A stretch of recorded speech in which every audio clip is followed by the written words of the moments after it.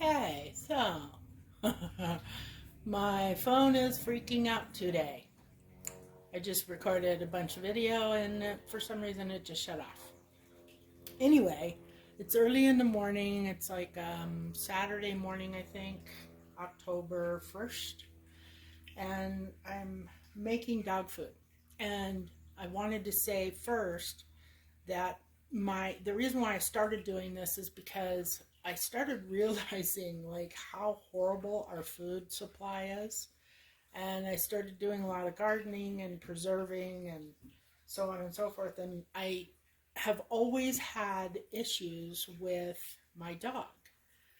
She's never, her digestion has always been bad.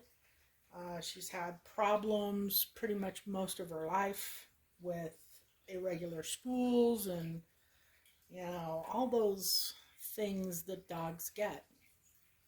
And I decided to give making dog food a try, and I researched it. And anyway, I came up with this process of doing dog food, and I started feeding it to her. And initially, I fed her a store-bought, it was kind of like a cake thing, big loaf, and you slice it. And I was feeding her that twice a day, and then I had kibble that I left down for her to munch on whenever she wanted. Although she didn't really munch on it too much during the day, but when she ate, then she would follow it up by kibble.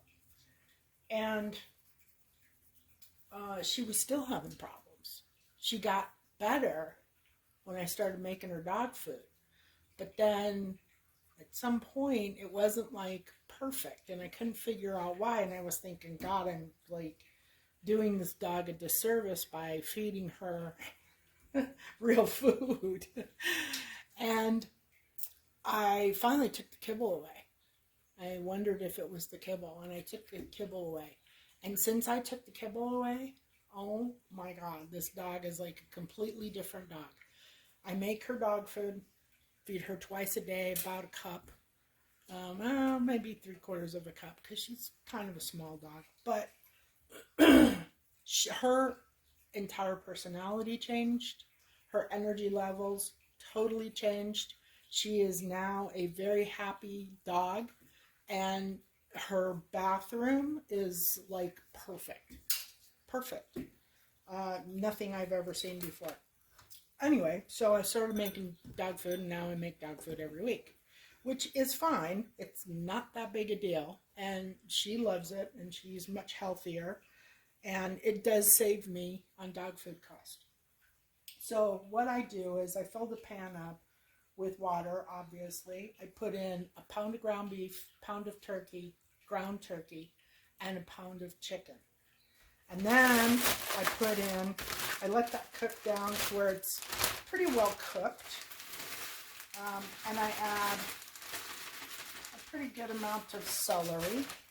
And I grow this in the garden, and it's frozen. Chop it up, and I keep it in the freezer, so it's really handy. Same thing with carrots. And I put in a good amount of carrots. She likes carrots. And same thing with carrots, grown in the garden, cut up, frozen. So that part's really easy to get to. And then I also do sweet potato, quite a bit of sweet potato. She loves it, loves it.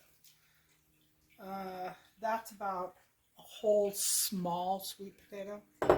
And peas.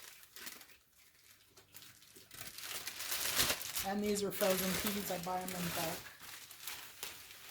for everybody, not just the dog. Everything is for everybody. And then I let that cook down a bit, and then I add more ingredients. And I will come back when I add those other ingredients and show you what I do and finish it up. This will simmer. I do all this on medium high heat, and it'll simmer for I don't know. I usually let it simmer until, you know, the sweet potatoes are getting kind of soft, and they're almost cooked, because I do put rice in at the end, so I don't want them too cooked, but I do like to cook it meat for a period of time and then put the vegetables in, cook that for a period of time, and then put in the last ingredients and cook it for about 20 minutes or a half hour. Anyway, I'll be back. Me again. Okay, so the next thing is tallow, beef tallow. I just take like a small chunk of tallow, throw that in there.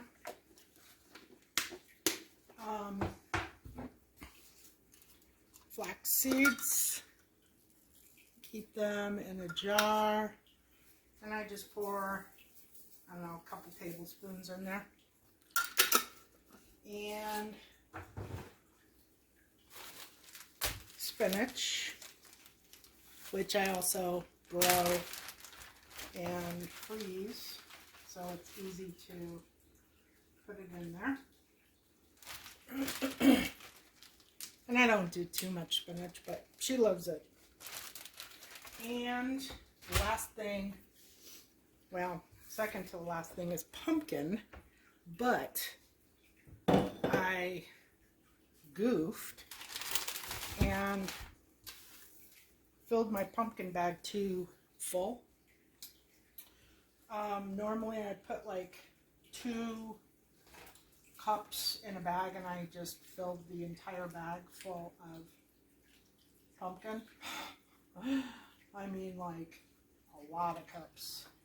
And it's too big for me to break off a chunk at this point, so I may end up just finishing this up without pumpkin this time, which is fine. She has pumpkin bones. And last thing is 1 cup of brown rice. And I actually get my brown rice in bulk for everybody, for the house. And I get it from Azure. And I use this short green brown organic non-GMO eco-farmed rice. You got to be really careful with rice. You do not want to get anything that says enriched. You want organic rice. Enriched means that they took out vitamins and minerals during the processing of the rice, and then they added it back in an effort to maintain the integrity of the product. But that creates all kinds of health problems. So you don't ever want to buy anything that says enriched. And then I will just leave this until the rice, like pretty much what's going to happen is the rice will start soaking up a lot of the oil, and I'll come back and show you the end product. But it will soak up a lot of that water. It may still have a little bit of water, which is fine.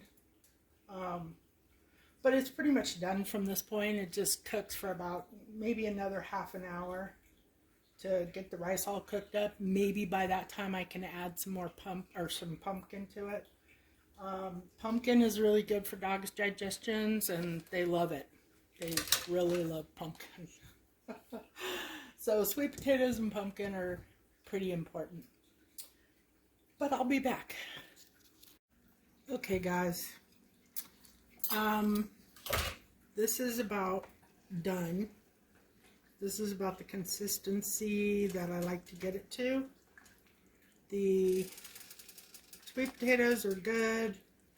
They're nice and soft. The rice is cooked probably halfway to 3/4 of the way through.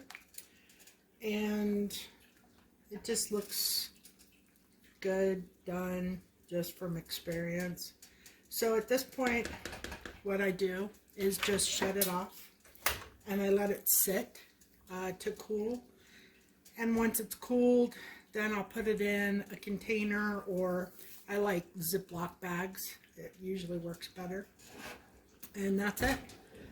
It's ready to eat for the week. Actually lasts me probably 2 servings a day. She's about 50 pounds. 2 servings a day for 7 or 8 days. And I can cook this while I'm doing other things. And I'm telling you, her health is shockingly better. I wish I had done it years ago. In fact, I wish I'd have fed all my animals this way. And myself. Yeah. Thanks for watching, guys. I hope this helps, and I really hope you start feeding your dogs.